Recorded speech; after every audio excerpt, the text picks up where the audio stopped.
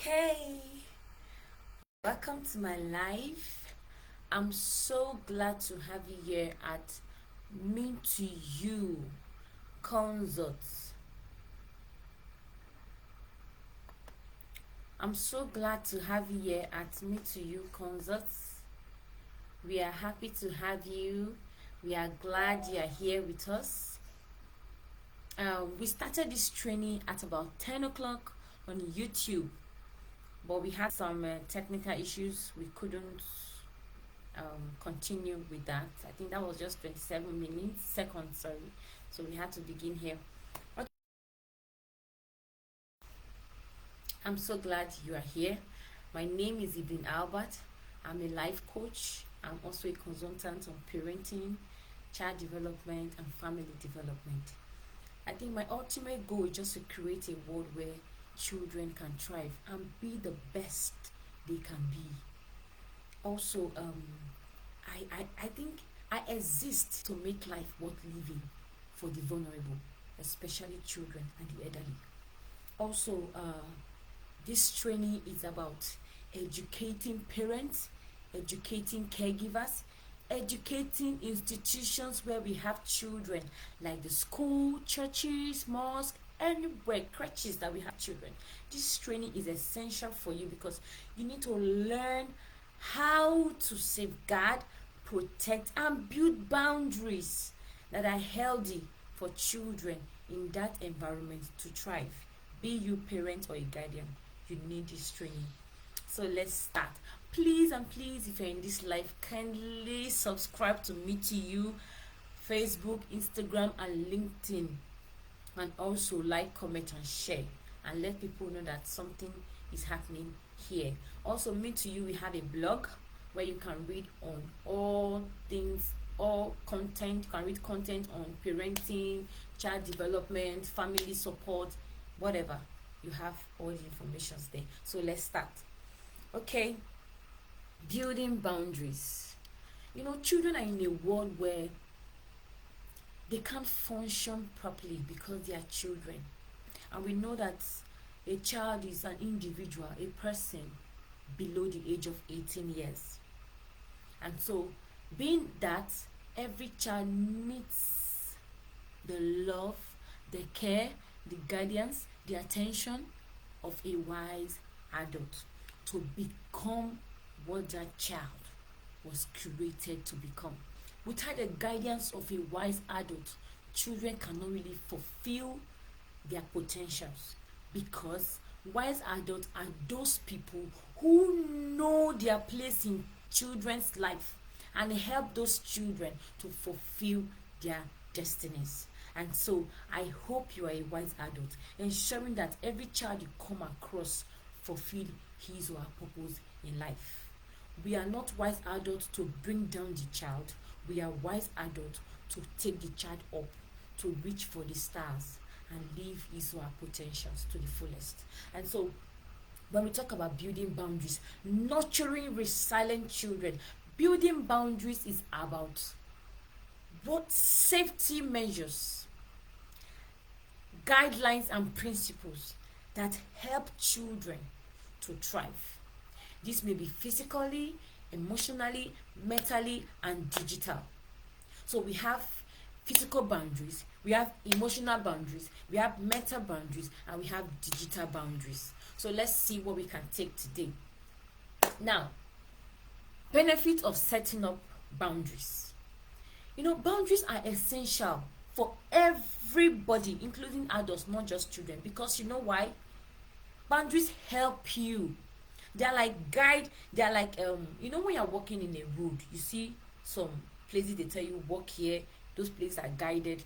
They're like guides. I would call it guides that orders your footsteps as you go through life to fulfill your existence according to how and what you were called for.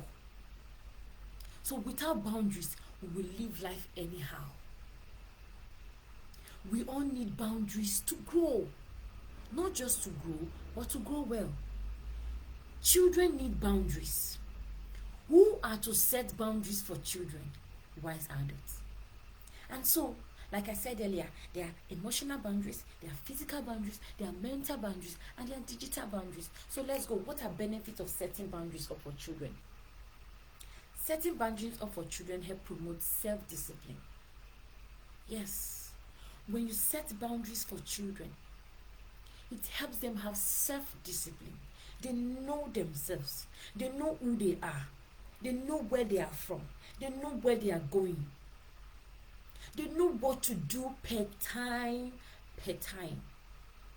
They are not just living life anyhow.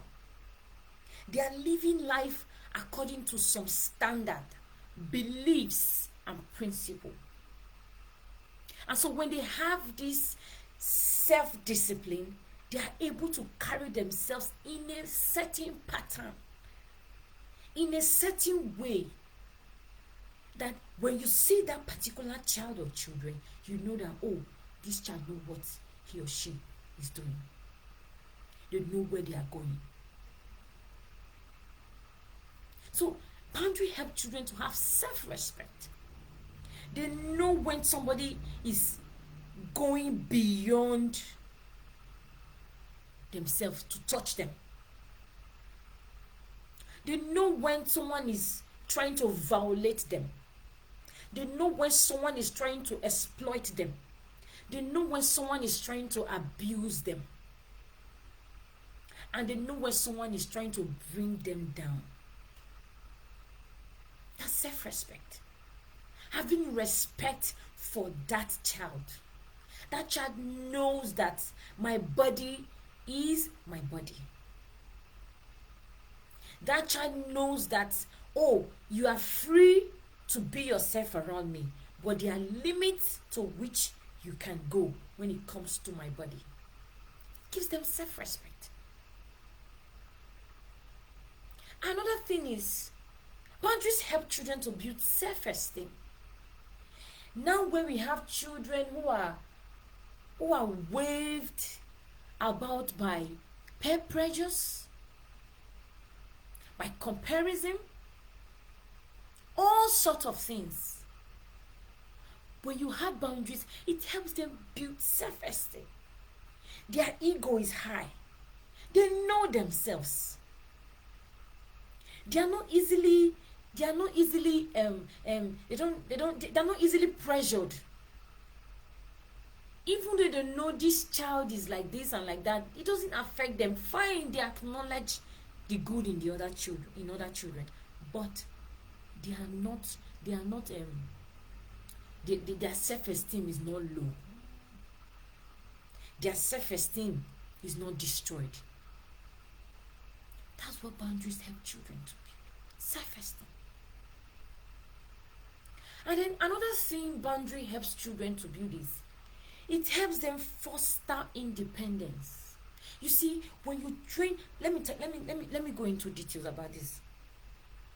Every child comes from a family. No child came and existed on his or her own. No. Every child came from a family. And in so doing, each and every one of us must learn to know what our family stands for. Every family has its or her core values. They have their beliefs. They have their culture. They have things that they do that is known to that particular family. So those children coming from those family, they know that I am from this family and this is what we know. This is what we believe. And so as parents, as institutions, as guardians, as caregivers, you must first of all ask yourself, what are my core values? What do I stand for? What do I believe in? How do we function in this environment? How do we function in this school? What is known by us, by the people outside, that this is what this school or this family or this institution stands for? There must be a clear cut of that. Then when you are doing that, when a child comes into your environment, that child automatically flows into that belief, into that environment, culture, belief, practice, and standards. But if that is not there, they live anyhow. Boundaries guide our actions. They guide how we see, how we view, and how we act, and how we talk, how we carry out ourselves and our duties. And so all this must be in check. In my home, we have a slogan that says, whatever is worth doing is worth doing well. And we also have this slogan that says, we first become the change we want to see. What is your family known for? What is your crèche known for? What is your institution known for? What is your church or mosque known for? In the church I attend, we are known for excellence. We have strong family unity. And so when you come into that atmosphere, you feel it. We don't force it, it just flows. Because that is who we are. So when you come to my family, when you see me, when you see us rendering services to you, we do it with our best. We do it with our energy, with our heart in it, with our strength. Because that is what the Abbott's family are known for. And then before we start forcing changes on people to say, okay, I think this is how you should lead, this is how individuals should behave, we first must be example. So before I tell my children, don't hit someone, don't use the F word, don't insult your elders, I must first become that living example. So we first become the change we want to see in others.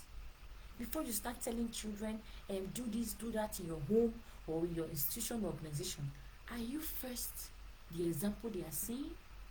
Ask yourself that question. Let's go. And then another thing is, boundaries help to enhance emotional regulation. When emotions go up like this, it doesn't remain up. It certainly will come down. It comes down. So children must be taught how to manage their emotions and how not to let their emotions run them. If they are run by their emotion, it means their decisions will be unwise, their thoughts will be unwise, and their actions will be unwise, and how they see things will be unwise. And so you setting up those boundaries, don't set it based on how you're feeling.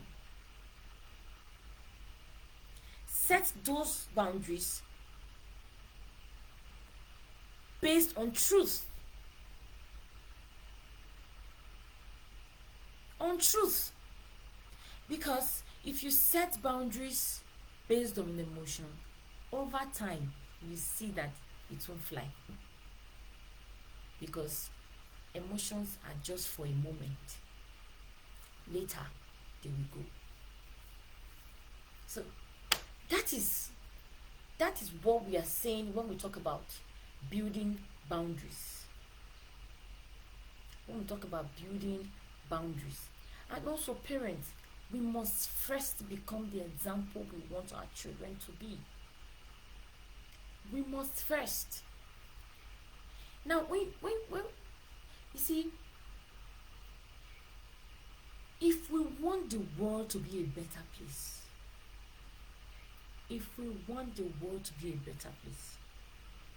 it starts with you. How do you treat your people? How do you treat your domestic staff? How do you treat your security men? How do you treat your neighbor? Because all of this will come in play when you are setting up boundaries, and because you want to nurture children who are resilient, who are not fearless, who are fearless. They are not fearful, who are bold to be themselves and speak on what they want. They are not scared to hear their opinion as long as they are not dishonoring others. They are fearless to live their life to the fullest. They are not threatened to silence. That's what boundary helps children to become, nurturing them to greatness. You're not building boundary to bring down the child, but to lift up the child. And so what are strategies for setting up boundaries? There's different strategies, several. But let's work with this one. Number one strategy, consistency and clarity. Consistency and clarity. You can't say you have an institution. Today, you do A. Tomorrow, you do Z. The next day, you do B. The next day, you do F. The children are lost. They don't know where you are. And you want them to follow suit. They don't understand. There's one thing about consistency. Consistency over time bets transformation and revival. Okay, let me put it like this. Consistency in good things, because I know you can be consistent in very terrible things. So consistency in good things over time bets transformation and revival. So ask yourself, am I consistent with this thing? Am I consistent with how I live my life according to these boundaries? Are you a parent? You're asking yourself, you say you pray today, tomorrow you will not pray, next tomorrow you will sing this one, the other day you will go to mosque, the other day you will not go. The children are lost. Where is daddy from? Where is mommy from? Are we not going to do this today? That culture that you're practicing, that coverly you have, you're breaking it. And you want the children to follow. Don't forget that children are great imitators. They listen less to what you say, but they're active to watch you, how you act. Forget what you're saying. But the way you live your life, that's what they're after. And so, over time, they start living like that too. Okay, you tell your children, you have this standard in your house. Let's go for the parents now and caregivers. You have this standard in your house that when you come back from wherever you're coming from, when you come into the house, you pull your shoes before you enter into the house, and then you don't throw your clothes in the living room, like you put it on the chair, you throw your car keys here, you put your phone this way, everything is all scattered all over. And then you tell yourself that in this home, you don't throw your things like that. There are ways to put your things. You have there are corners, there are already places set aside where you can put these things. When you come put your uniform like this, take your dirty clothes to the laundry. But you that have put up that boundary for the children, you will break it. When you come, I'm so tired. You throw your laptop back to one side. You throw your key to this side. Then the next morning you are going out. I kept my key. I kept it here. Oh, these children, you have collected this thing now. Oh, they will not kill me. Hey, who took my phone? I kept this money here. Meanwhile, you are just scattered. But you would want to say, let's do this. Clarity. No consistency. The children are not even clear what is happening. They are lost. I'm just trying to cite an example.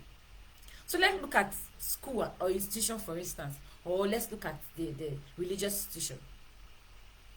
We say when children come into their classes,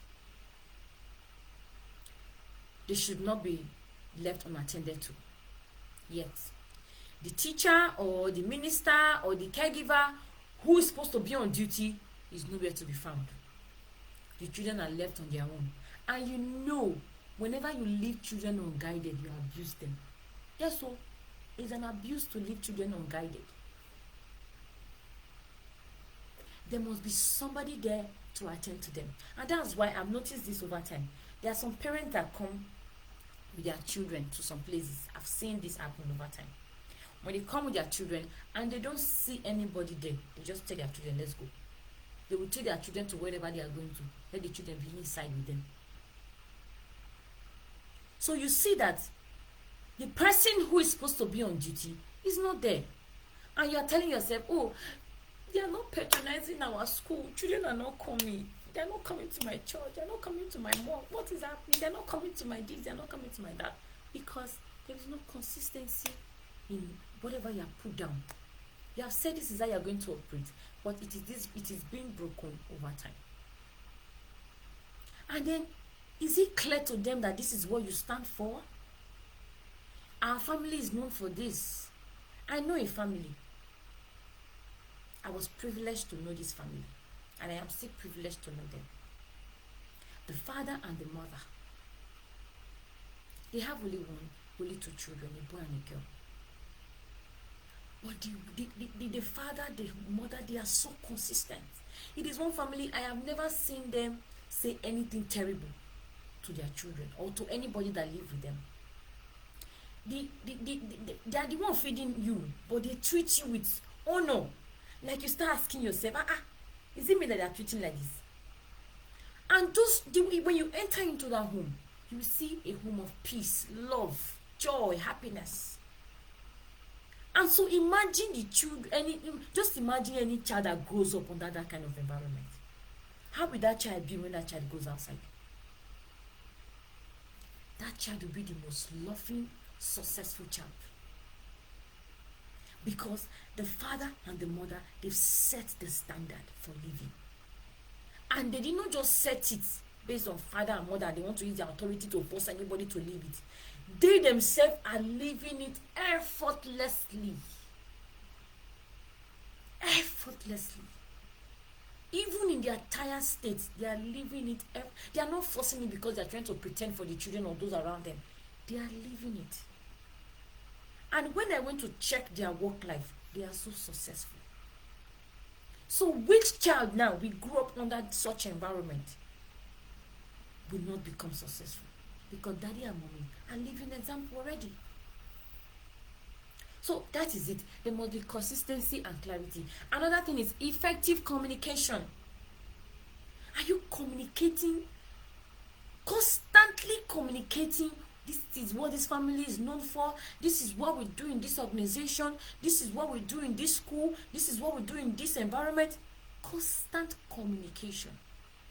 Communicate to children. Constantly telling them the vision, the mission. This is what we do. This is how we do what we do. And unconsciously, those children will live by it. Not that every a market day, or let me say once in a year, that's when they hear you talk. No, there should be open communication up and down, constantly talking. Another thing is modeling healthy boundaries. Now I want to go to parents in this one. Parents, we are trying and God is helping us and will continue to help us. Whatever you're serving will help us. We help you and us. Now let me tell you something. You can't say you're setting boundary. This is what my children, and this is a example they are living by.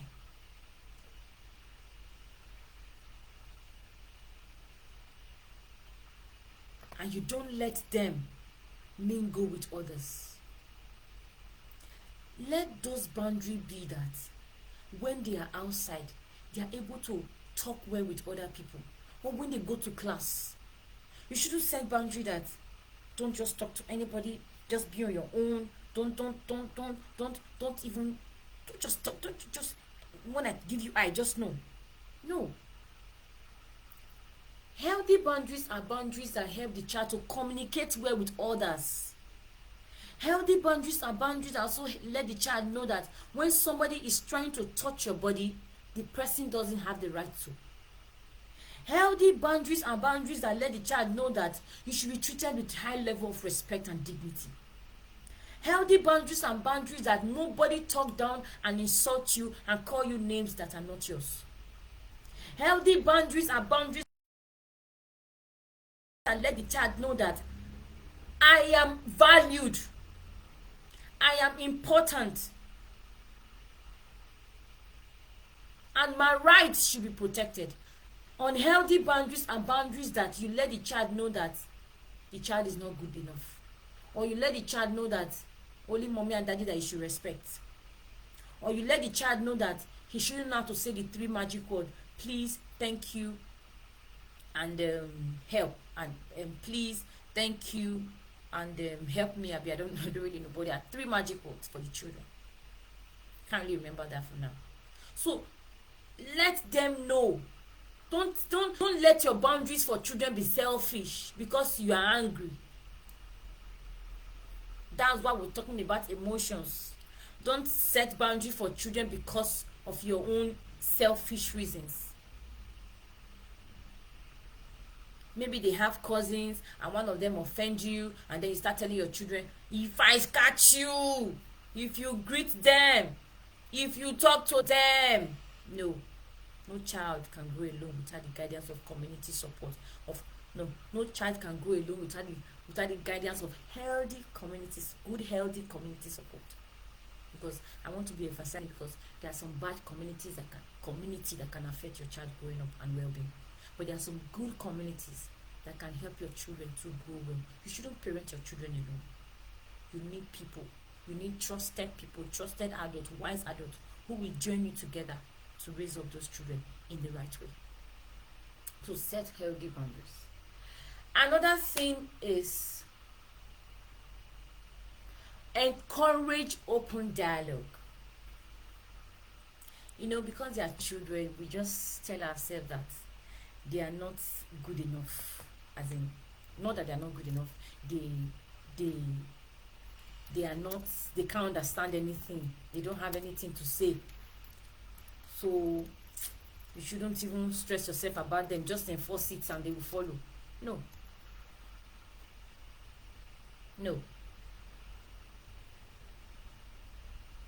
You should let children know. That they are part of whatever is happening. Let me tell you something. In all matters, in all issues, in all things that concerns children, their participation is key.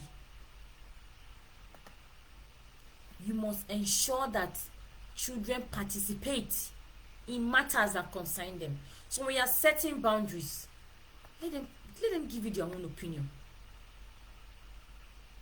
Let them tell you what they think too. Yes.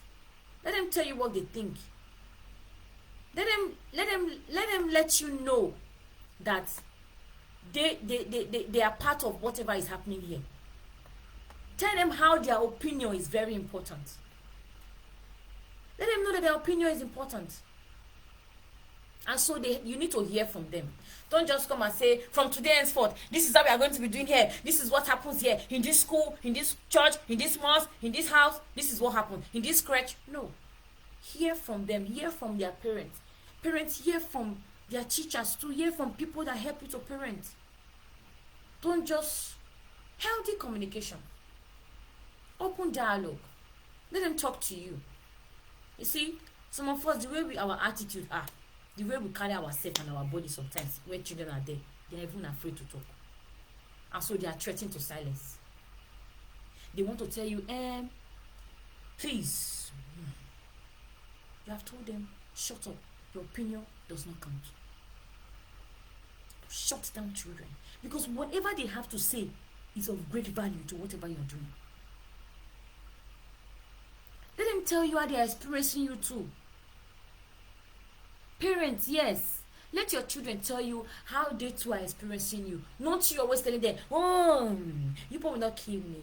Oh, I did not kill my mother. I did not kill my parents. My parents, you will not kill me. No. Those words, please. Let's not even go there. Let's put it aside first. They are gifts. They were not given to you. Don't forget that those children are not yours. They were given to you by God, by Allah, for you to take care of. So how you train them is very important. Don't use such words. They didn't die that I did not kill my parents. You will not kill me. They can't kill you. They are gifts. They were meant to give you joy, peace, and prosperity, not to cause you pain. So please, encourage open dialogue. Tell them in this house, what do you think can work better? We have been using this principle for a long time. What can we do about it? Hear from them. And you'll be surprised what they have to say. You'll be very, very surprised. And then, respect individual difference. respect individual difference. This one is very important because children are from different backgrounds. They are from different beliefs. They are from different culture. They are from different religion. For instance, let me use a school as an example for those of you that run a school. In your school, you have Muslims. In your school, you have people that go to church.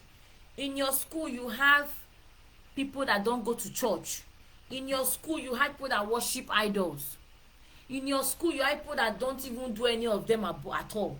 So don't let whatever you do make other people feel as if they are not welcome.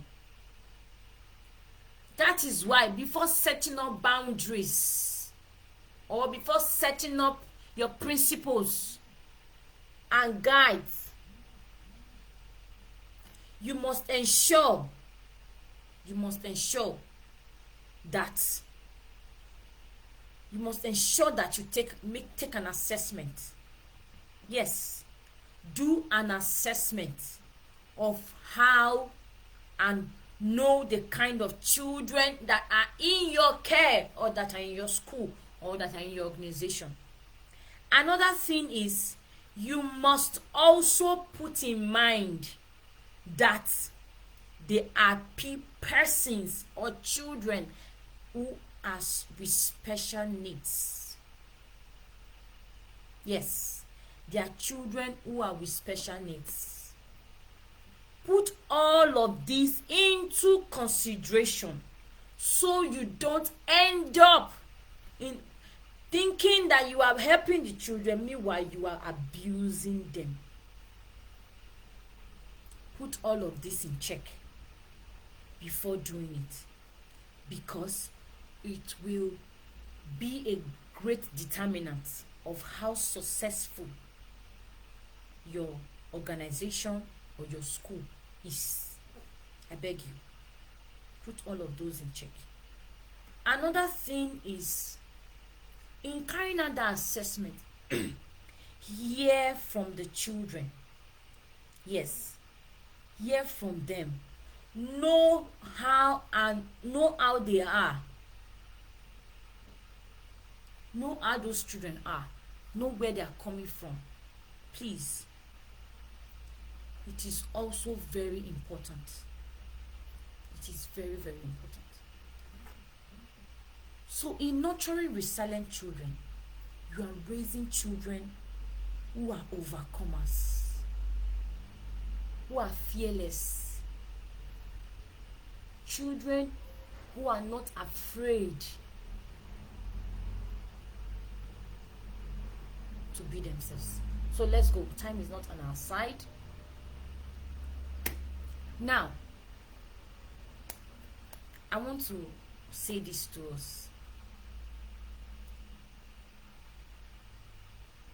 This topic that we're dealing on, nurturing resilient children.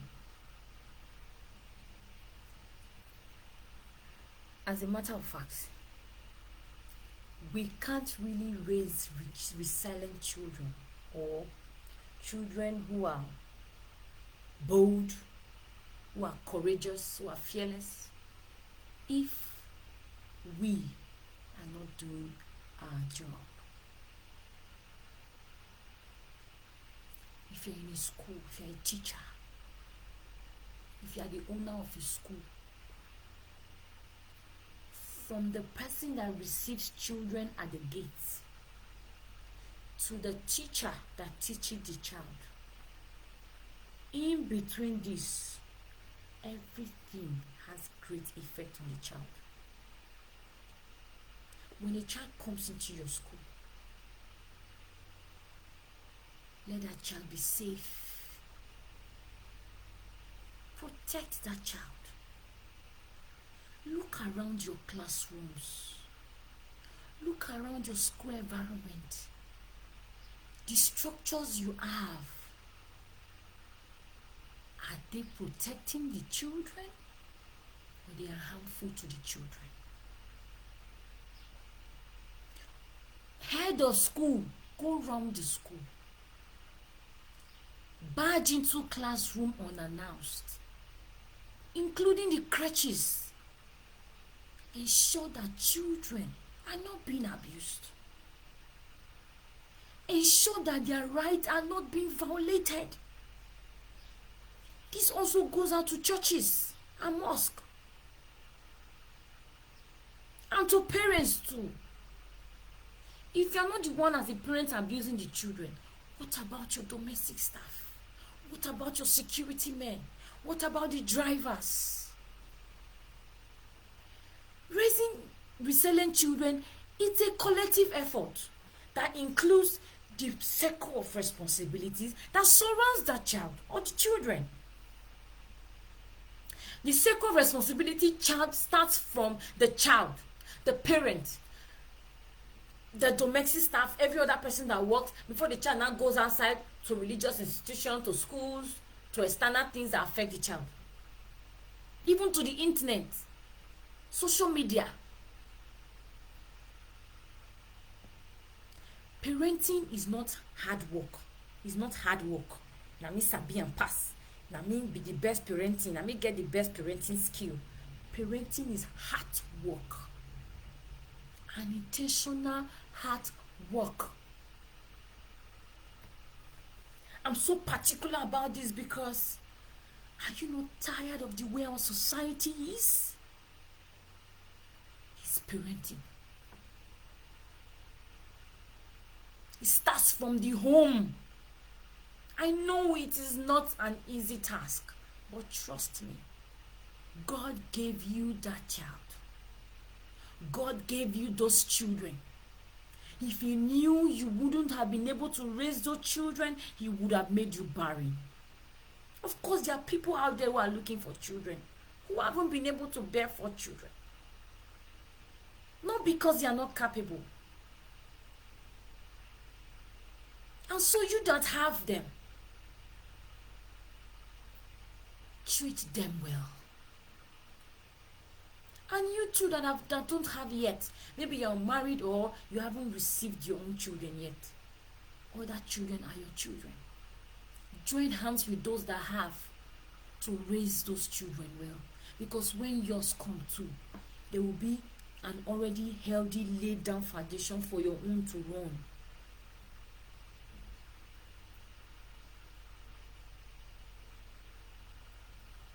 Crutches. Don't give children drugs to sleep. Don't treat those children anyhow. Their parents trusted you. That's why they came to drop those children there. Please. How we treat children now that they are young is how they will turn out in life. They become how they were raised. Family is the bedrock of the society. And so, we must be intentional with how we live every day. And that is why we ask you, everyone that drops children in schools and churches and mosques, before you drop your children in school, do you ask for their safeguarding policy? School owners that are listening to me, do you have safeguarding policy that guides you? That guides everything in that school? Because when anything happens to a child, we will not be hearing, oh, sorry, it's a mistake. Oh, you will face the law. Safeguarding policy document helps you, and those it helps you in your recruitment when you are recruiting staff. It helps you in how you carry out everything you do in your organization. So you must have it, including churches too, and everywhere they have children. Correct, you must have it. If you see that these people don't have it, don't put your children there, because if anything happens to your child, they will say it's your fault. That the child came with it from the house. Meanwhile, it is school that you are. I'm sure you have seen where children go to school and they don't come back home because one thing will happen and they died. So please, let's be guided. Let's do the needful. Yes, we want to have school, we want to have children's churches, we want to do this, we're passionate to do this. Please don't let your passion take you to jail. Follow legal processes. in establishing your crèche, in establishing your school, in establishing your church, your mosque, everything. Everywhere they have children, follow legal process in setting it up. Because very soon, when the government is coming, they won't be coming smiling. They will come and do the needful. We don't know, we don't want to hear again that these children go to school and this happened and that happened and they were abused by this or abused by that. No. That is why always train your caregivers. Parents, train your staffs at home. Train caregivers. Train those that teach in your school or in your church. Train them so that when you are in the altar, pastor, police don't be saying, please, what you say now may be used against you in court of law. May that not happen. But please, let's avoid all of these things by doing what ought to be done, by carrying out all the things that need to be done legally. All of this will make up your boundaries that the children can live by. It will help them in taking risk. It will help them in decision making. It will help them in teaching, in learning how to cope with difficulties and challenges. And so you must celebrate their effort and their persistence on not giving up on life. We must celebrate it. You must also teach your children coping strategies, how to cope with difficulties and challenges, how to cope with pain. Because all of this come, and you see now suicide, children are you see that they say this child committed suicide because they haven't learned how to cope with difficulty, challenges and pains. It must come. It's what makes life. It's what makes life what life is. It's beautiful, but there are strategies to cope with it. There are ways to cope, and it all starts from the home. So that when they encounter it, they won't feel, oh, everything is against them, and then they give up. Teach them this thing to reduce the rate of suicide. It will reduce their distress level. It will reduce everything and make them more courageous and bold. And it will encourage them to take risk and to make sound decisions when the time comes.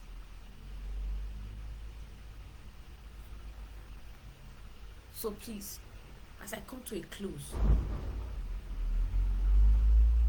I want to encourage each and every one of us. Parents, remember that you cannot parent those children alone. That is why Me2u is here. Religious institutions, crèches, schools, organizations where they have children. Listen to me. Please listen to me. You can't do it alone. You can't raise those children alone. Me2u is a consulting firm that give you the advice, counseling, document, resources on how to build up your skill set to enable you parent your children. We also help families to live well. When we see domestic violence, we have trainings so that you don't fight in front of your children, and at the end of the day they are damaged. All they know about life is it will not be like horror film. Life will become toxic because they are coming from a toxic environment.